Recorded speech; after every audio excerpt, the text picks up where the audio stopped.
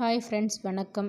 இன்றைக்கி என்ன பார்க்க போகிறோன்னா, தென்னிந்திய வரலாறில் தென்னிந்திய புதிய அரசுகள், பிற்கால சோழர்களும் பாண்டியர்களும் அப்படின்ற லெசன்லேருந்து பிற்கால சோழர்களை பார்க்கலாம். ஃபஸ்ட்டு பிற்கால சோழர்கள். தென்னிந்திய வரலாற்றில் பிரபலமாக நன்கறியப்பட்ட முடியாட்சி அரசுகளில் சோழ அரசு ரொம்ப முக்கியமான ஒன்றா திகழுது. அவர்களோட அரசு கட்டமைப்பு ரொம்ப விரிவானது. நீர்ப்பாசனம், கோவில்கள் அதிகமாக கட்டியிருக்காங்க.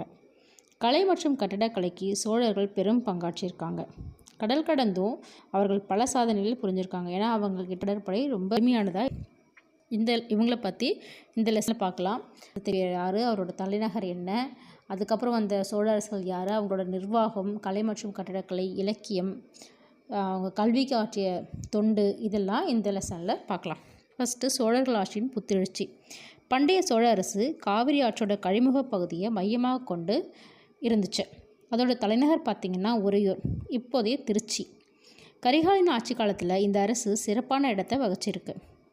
அவருக்கு பின்வந்தோர் காலத்தில் படிப்படியாக சரிவினை சந்திச்சிருக்கு. 9ஆம் நூற்றாண்டில் காவிரிக்கு வடக்கே ஒரு சிறு பகுதியை ஆண்டு வந்த விஜயாலயன் சோழ வம்சத்தை மீட்டெடுத்திருக்காரு. அவர் தான் பிற்கால சோழ வம்சத்தை உருவாக்கினவர். அவர் தஞ்சாவூரை கைப்பற்றி அதை தனது தலைநகராக ஆக்கியிருக்காரு. தஞ்சாவூரை தலைநகராக்கிய சோழ மன்னர் யாருன்னு பார்த்தீங்கன்னா விஜயாலயன். இதில் இருக்கிற ஒவ்வொரு விஷயமும் ரொம்ப முக்கியம். ஆன்லைனில் கேட்கலாம், இல்லை கூற்று காரணத்தில் கேட்கலாம், எல்லாமே நல்லா பார்த்துக்கோங்க. பிற்கால சோழ அரசரை யாருன்னா விஜயாலயன் தான் தஞ்சாவூரை தலைநகராக ஆக்கியிருக்காரு. மீட்டெடுத்தவரும் அவர் தான். பிற்காலத்தில் முதலாம் ராஜேந்திரனும் அவருக்கு பின்வந்தோரும் புதிதாக நிர்மாணிக்கப்பட்ட கங்கை கொண்ட சோழபுரத்தை தலைநகராக கொண்டு சோழ பேரரசை ஆட்சி செஞ்சுருக்காங்க. முதலாம் ராஜராஜன், அவரோட ஆட்சி காலம் பார்த்திங்கன்னா 975 1014. சோழ பேரரசோட மாபெரும் வல்லமை பெற்ற பேரரசர். சோழ பேரரசின் மாபெரும் வல்லமை பெற்ற பேரரசர் யாருன்னா முதலாம் ராஜராஜன். அவர் காலத்தை வென்ற புகழை ஈட்டியிருக்கார். தென்னிந்தியாவின் பெரும் பகுதியின் மீது சோழர்களின் அதிகாரத்தை நிலைநாட்டவர் யாருன்னா முதலாம் ராஜராஜன் தான். அவருடைய கப்பற் படையெடுப்புகள் மேலை கடற்கரையிலும் இலங்கையிலும் சோழர் ஆட்சி விரிவடைவதற்கு வழிவகுத்திருக்கு. புகழ்பெற்ற ராஜராஜேஸ்வரம் அழைக்கப்படுற பிரகதீஸ்வரர் கோயிலை தஞ்சாவூரில் கட்டினவரும் முதலாம் ராஜராஜன் தான். அவருக்கு பின்ன ஆட்சி பொறுப்பை ஏற்ற அவரோட மகனான முதலாம் ராஜேந்திரன், அவரோட ஆட்சி காலம் பார்த்திங்கன்னா 1014 1044. தந்தையைப் போலவே பேரரசை விரிவுபடுத்தி கைப்பற்றிய பகுதிகளை ஒருங்கிணைச்சிருக்காரு. அவரோட ஆட்சி காலத்தில் சோழ பேரரசு தென்னிந்தியாவில் ஒரு வலுவான சக்தியாக விளங்கியிருக்கு. 1023 முதலாம் ராஜேந்திரன் அரியணை ஏறியிருக்காரு. அவர் அரியணை ஏறின பின்ன அவரோட மிக முக்கியமான படையெடுப்பான வட இந்திய படையெடுப்பில் பல பகுதிகளை கைப்பற்றியிருக்காரு.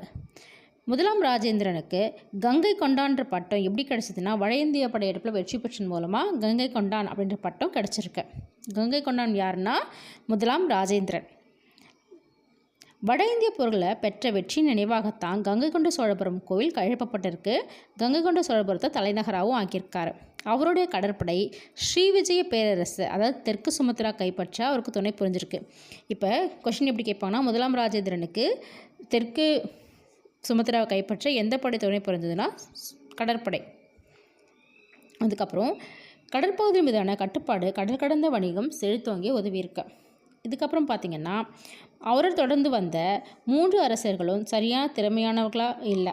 3ஆவதாக பதவியேற்ற வீரராஜேந்திரன், அவரோட மகன் அதிராஜேந்திரன் உள்நாட்டு கழகம் ஒன்றில் கொல்லப்பட்டிருக்காரு. அவரோட விஜயாலயனின் வழிவந்தவரோட ஆட்சி முடிவுக்கு வந்திருக்கு.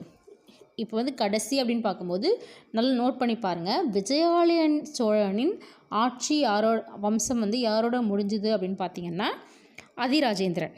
ஆனால் சோழ வம்சம் இன்னும் முடியலை. அதுக்கடுத்து சோழ வம்சத்தை சாளுக்கிய சோழ வம்சமாக பதவியேற்கிறார் ஒருத்தர். அவர் யாருன்னா அவர் தான் முதலாம் குலோத்துங்கன். முதலாம் குலோத்துங்கன் யாருன்னு பார்த்தீங்கன்னா முதலாம் ராஜராஜன் இருக்கார் இல்லையா, அவரோட ஆட்சி காலத்தில் சோழர்களுக்கும் சாளுக்கியர்களுக்கும் திருமண உறவு தொடங்குது. முதலாம் ராஜராஜனோட மகள் குந்தவை. அவங்க சாளுக்கிய இளவரசர் விமலாதித்தனை மணந்திருக்காங்க. அவங்களோட மகனான ராஜராஜ நரேந்திரன் முதலாம் ராஜேந்திரனின் மகளான அம்மங்காதேவியை மணந்திருக்காங்க. அவங்க 2 பேரோட மகன் தான் முதலாம் குலோத்துங்கன். அதிராஜேந்திரன் இறந்த உடனே அதை கேள்விப்பட்ட கீழ சாளுக்கிய இளவரசரான ராஜேந்திர சாளுக்கியன் சோழ அரியணையை கைப்பற்றியிருக்காரு. இந்த ராஜேந்திர சாளுக்கியன் தான் முதலாம் குலோத்துங்கன் என்ற பெயரில் சாளுக்கிய சோழ வம்சத்தின் ஆட்சியை தொடங்கி வச்சிருக்காரு. இவர் நிறைய அச்சுறுத்தல்களாக இருந்தது, அதெல்லாம் ஒழித்து கட்டி தன்னோட நிலையை உயர்த்தியிருக்காரு. போர்களை தவிர்த்திருக்கிறாரு. இவர் பொறுப்புகளை தவிர்த்ததுனால பொதுமக்கள்கிட்ட நன்மதிப்பையும் பெற்றிருக்காரு. இந்த மாதிரி போர்களை தவிர்த்ததுனால இலங்கையில் சோழர்களுக்கு சொந்தமாக இருந்த பகுதிகளையும் இழந்துட்டார். யாருன்னா முதலாம் குலோத்துங்க சோழன். பாண்டி நாட்டில் இருந்த பகுதிகளும் சோழர்கள் கட்டுப்பாட்டில் நழுவிடுச்சு. ஏன்னா அவர் போர் வேணாம் அப்படின்னு சொல்லி தடுத்திருக்கிறாரு. அதுக்கப்புறம் காஞ்சிபுரத்தை தெலுங்கு சோழர்கிட்ட இழக்க நேரிடுச்சு. 1279 பாண்டிய அரசன் முதலாம் மாரவர்மன் குலசேகர பாண்டியன் 3ஆம் ராஜேந்திர சோழனை தோற்கடித்து பாண்டிய ஆட்சியை இன்றைய தமிழகத்தில் நிறுவிருக்காரு. அத்தோட சோழ வம்சம் முடிவுக்கு வந்துருச்சு. இப்போ சோழ வம்சத்தில் கடைசி அரசன் யாருன்னு பார்த்தீங்கன்னா இவர் 3ஆம் ராஜேந்திரன். ஆனால் விஜயாலய சோழன் கடைசி அரசர் யாருன்னு பார்த்தீங்கன்னா அதிராஜேந்திரன். இது டிஃப்ரென்ஸ் பண்ணி பார்த்துக்கோங்க. யார் தோற்கடிக்கிறான்னா முதலாம் மாரவர்மன் குலசேகர பாண்டியன் தான். யார்? 3ஆம் ராஜேந்திர சோழனை. அடுத்தது சோழர்களோட நிர்வாக முறை. சோழர்கள் நிர்வாகம் அரசரோட நேரடி கட்டுப்பாட்டில் தான் இருந்திருக்கு. மோஸ்ட்லி எல்லா தலைமை பொறுப்பும் அரசர்கிட்ட தான் இருந்திருக்கு. அரசு உரிமை பரம்பரை இயல்புடையதாக இருந்திருக்கு. மூத்த மகனை தான் தன்னோட வாரிசாக தேர்வு செஞ்சுருக்கிறாங்க. மூத்த மகன் யுவராஜன் அப்படின்னு அழைக்கப்பட்டிருக்காரு. யுவராஜாக்கள் என்னன்னா நிர்வாகத்தில் பயிற்சி பெறுவதற்காக மண்டல ஆளுநர்களாக நியமிக்கப்பட்டிருக்காங்க. சோழ அரசுகள் நன்கு கட்டமைக்கப்பட்ட நிர்வாக முறையை உருவாக்கியிருந்தாங்க. நிர்வாக வசதிக்காக நாட்டை எப்படி பிரிச்சிருக்காங்கன்னா மண்டலங்களாக பிரிக்கப்பட்டிருந்திருக்கு. ஒவ்வொரு மண்டலமும் பல நாடுகளாக பிரிக்கப்பட்டிருக்கு. ஒவ்வொரு நாட்டு பிரிவுக்குள்ளும் பல கூற்றங்கள்னால் கிராமங்களின் தொகுப்பு இடம்பெற்றிருந்திருக்கு. கிராமம் தான் நிர்வாக அமைப்பின் மிகச்சிறிய அழகு. இப்போ எப்படி கொஸ்டின் கேட்பாங்கன்னா நிர்வாகம் எப்படி இருந்துச்சுன்னு கேட்டாங்கன்னா நம்ம எப்படி சொல்லணும்னா மண்டலம், நாடு, கூற்றம், கிராமம் இந்த வரிசையில் எழுதணும். வரிசையை மாற்றி மாற்றி கொடுத்து கேட்டிருப்பாங்க. நமக்கு சரியான வரிசை மண்டலம், கூற்றம், நாடு, கிராமம். மண்டலம், நாடு, கூற்றம், கிராமம். இப்படி மண்டலம், நாடு, கூற்றம், கிராமம்னு எழுதணும். அதுதான் சரியானது. அடுத்தது உள்ளாட்சி நிர்வாகம். உள்ளாட்சி நிர்வாகம் பற்றி பார்க்கலாம். அடுத்தது உள்ளாட்சி நிர்வாகத்தில் சோழர்கள் ரொம்ப எக்ஸ்பர்ட்டாக இருப்பாங்க. நமக்கு உத்திரமேரூர் கல்வெட்டு அதெல்லாம் பற்றி தெரியும். அதெல்லாம் உள்ளாட்சி நிர்வாகம் தான் சொல்லுது இல்லையா. உள்ளாட்சி நிர்வாகம் என்னென்னா இது ஊரார், சபையோர், நகரத்தார், நாட்டார் என்ற அமைப்பு மூலமாக செயல்பட்டது. ஊர்கள் விவசாயிகள் இருக்கிறது ஊர்கள். பிராமணர்கள் சேர்ந்த சபையர் நிர்வாகத்தையும் நிதியையும் நீதி வழங்குவதையும் கவனிச்சிருக்காங்க.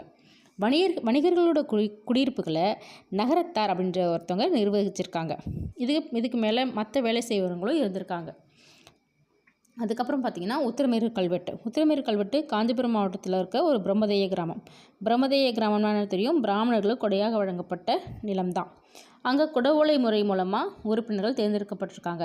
அந்த உறுப்பினர்களோட தகுதிகள் பார்த்திங்கன்னா 35 70 வயசுக்குள்ளே இருக்கணும். அவங்க நில உரிமையாளராக இருந்திருக்கணும். சொந்த வீடு உடையவராக இருந்திருக்கணும். இதில் குடவோலை முறைனா ஒரு சிறுவனை அழைச்சி அதில் தேர்ந்தெடுக்கிறது தான் குடவோலை முறை. அதுக்கப்புறம் சோழ அரசுகளோட வருவாய்.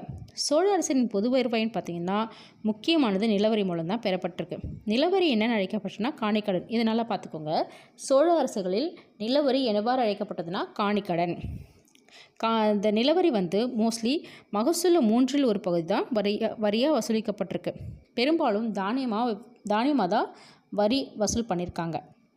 நிலவரி தவிர தொழில் வரியும் வணிகத்தின் மீதான சுங்க வரிகளும் வசூலிக்கப்பட்டிருக்கு. அதுக்கப்புறம் நிலம் சார்ந்த உறவுகளை அடிப்படையாக கொண்ட சமூக அமைப்பு பார்த்திங்கன்னா கோவில்களுக்கு வழங்குகிற நிலங்கள் தேவதான கிராமங்கள்னு அழைக்கப்பட்டிருக்கு. சமண சமய நிறுவனங்களுக்கு கொடையாக வழங்கப்பட்ட நிலங்கள் பள்ளிச்சந்தம் அப்படின்னு அழைக்கப்பட்டிருக்கு. வேளாண் வகை நிலங்களின் உடைமையாளர்கள் வேளாளர் அப்படின்னு அழைக்கப்பட்டிருக்காங்க. வேளாளரில் 2 பிரிவு வந்திருக்காங்க. ஒன்று உழுக்குடி, இன்னொன்று வேளாண்குடி. வேளாண் நில உடைமையாளர்கள் இருக்காங்க இல்லையா, அவங்க விளைச்சலில் பெரும்பகுதி பெற்றிருக்காங்க. உழுக்குடிகள் விளைச்சலில் சிறிய பகுதியை பெற்றிருக்காங்க. அடுத்தது நீர்ப்பாசனம் ரொம்ப முக்கியத்துவம் கொடுத்துருக்காங்க சோழர்கள். நிறைய நீர்த்தேக்கங்கள் மற்றும் கல்லணைகள் போன்ற நிறைய கட்டியிருக்காங்க சோழர்கள். கங்கை கொண்ட சோழபுரத்தில் ராஜேந்திர சோழனால் உருவாக்கப்பட்ட 16 மைல் நீளம் கொண்ட ஏரிக்கரை தடுப்பணை மிகச்சிறந்த எடுத்துக்காட்டு. அப்புறம் கல்லணை ரொம்ப முக்கியமான எடுத்துக்காட்டு. இந்த மாதிரி திசை மாற்றி விடுவதற்கான வடிவாய்க்கால்கள் அமைக்கப்பட்டிருந்திருக்கு. தேவைப்படும் நீரை கொண்டு வருவது வாய்க்கால், தேவைக்கு அதிகமான நீரை வெளியேற்றுவது வடிகால். வாய்க்கால்னு என்ன, வடிகால்னு பார்த்துருக்காங்க. அனைவருக்கும் சொந்தமான வாய்க்கால் ஊர் வாய்க்கால்னு அழைக்கப்பட்டது. நாடு எனும் நிர்வாக பிரிவின் மட்டத்தில் பயன்பட்ட வாய்க்கால்கள் நாடு வாய்க்கால்கள் குறிக்கப்படுகின்றது. அதுக்கப்புறம் சோழர் காலத்து மதம் சோழர்கள் சைவத்தின் மீது மிகுதியான பற்று கொண்டவராக இருந்திருக்காங்க. சிவபெருமானின் திருவிளையாடல்கள் சைவ அடியார்களான நாயன்மார்களால் பாடல்களால் இயற்றப்பட்டது. அந்த பாடல்கள் நம்பியாண்டார் திருமுறைகள் என்ற பெயரில் தொகுக்கப்பட்டிருக்கு. அதுக்கப்புறம் கோவில்கள் சோழர்கள் காலத்தில் பிரம்மாண்டமான கோவில்கள் கட்டப்பட்டிருக்கு. கங்கை கொண்ட சோழபுரம், தஞ்சாவூர், தாராசுரம் போன்ற இடங்களில் கோவில்கள் கட்டப்பட்டிருக்கு. அந்த கோவில்கள் கல்வியையும் பக்தி கலைகளின் வடிவங்களான நடனம், இசை, நாடகம் ஆகியவற்றையும் வளர்த்திருக்கு. நடன மாதர், இசைக்கலைஞர், பாடகர்கள், இசைக்கருவி மீட்டுவோர், அர்ச்சகர்கள் அவங்கெல்லாம் கோயிலில் பணிபுரிஞ்சவங்களாக இருந்திருக்காங்க. சோழர்களோட கல்விப்பணி சோழர்கள் கல்விப்பணிகளுக்கும் பெரும் ஆதரவு கொடுத்துருக்காங்க. முதலாம் ராஜேந்திரன் எண்ணாயிரம், அதாவது தற்போதைய விழுப்புரம் மாவட்டத்தில் உள்ள ஒரு ஊரில் வேத கல்லூரி ஒன்று நிறுவியிருக்கார். அந்த கல்லூரியில் 14 ஆசிரியர்கள் வழிகாட்டுதலில் 340 மாணவர்கள் வேதங்கள், இலக்கணம், உபநிடதங்களை கற்றிருக்காங்க. அதே மாதிரி புதுச்சேரிக்கு அருகே உள்ள திருபுவனைன்ற ஊர்லேயும் செங்கல்பட்டு மாவட்டத்தில் உள்ள திருமுக்கூடலையும் 1048, 1067 கல்லூரிகள் நிறுவப்பட்டிருக்கு. அதுக்கப்புறம் சோழர் கால வணிகம் சோழர்கள் காலத்தில் வணிகம் துவங்கி இருந்திருக்கு. அஞ்சுவனத்தார், மணிகிராமத்தார் எனப்படும் வணிக குழு அமைப்புகள் வணிகர்கள் வணிக விற்களை மேற்கொண்டிருக்காங்க. அஞ்சுவனத்தார்னா மேற்கு அரேபியர்கள், யூதர்கள், கிறிஸ்தவர்கள், இஸ்லாமியர்கள் போன்ற வெளிநாட்டவர்களை அடக்கிய குழு. அவங்க கடல் கடந்து வணிகம் செய்வாங்க.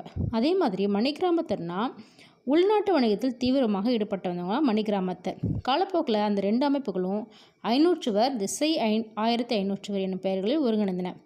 அவை கர்நாடக மாநிலம் ஐஹோலில் இருந்த தலைமை அமைப்பின் வழிகாட்டுதலில் செயல்பட்டிருக்கு. இந்த 500வர் அமைப்பு தெற்கிழக்காசிய நாடுகளை உள்ளடக்கிய கடல் கடந்த வணிக நடவடிக்கைகளை செயல்படுத்தியிருக்கு.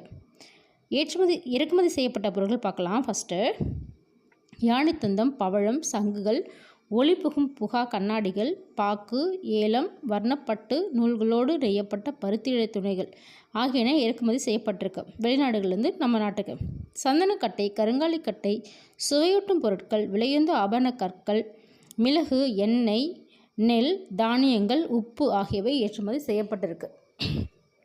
இங்கேருந்து வெளிநாடுகளுக்கு ஏற்றுமதி செய்யப்பட்ட பொருட்கள் இவையெல்லாம். அதுக்கப்புறம் இதெல்லாம் ரொம்ப இம்பார்ட்டண்ட் பாயிண்ட்ஸ் எல்லாம் பார்த்தாச்சு ஃப்ரெண்ட்ஸ். ஏன்னா இது சோழர்கள் ரொம்ப இம்பார்ட்டண்ட்டான ஒரு லெசன். கண்டிப்பாக ஏதோ ஒரு கொஷின் கேட்பாங்க. Thank you friends. சப்ஸ்கிரைப் பண்ணுங்கள், லைக் பண்ணுங்கள். தேங்க்யூ.